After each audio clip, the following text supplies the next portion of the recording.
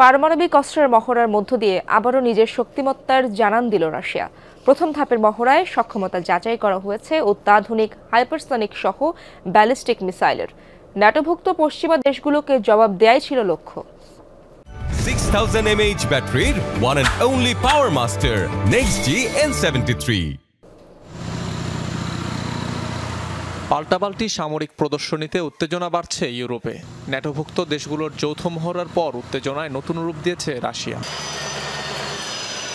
পশ্চিমা ও ন্যাটোভুক্ত দেশগুলোর হুমকির জবাবে পারমাণবিক অস্ত্রের মহড়া শুরু করেছে মস্কো। মঙ্গলবার এমনটি জানিয়েছে দেশটির প্রতিরক্ষা মন্ত্রণালয়।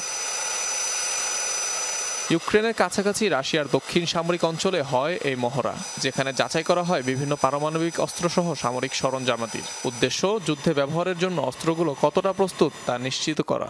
স্বল্প পাল্লার ইস্কান্দার মিসাইল ছাড়াও মহড়ার প্রথম ধাপে পরীক্ষা চালানো হয়েছে হাইপারসনিক কিনজাল মিসাইলেরও। মস্কোর দাবি, আঞ্চলিক অখণ্ডতা ও সার্বভৌমত্বকে রক্ষা করা সহ পশ্চিমা কর্মকর্তাদের উস্কানির জবাব এই মহড়া।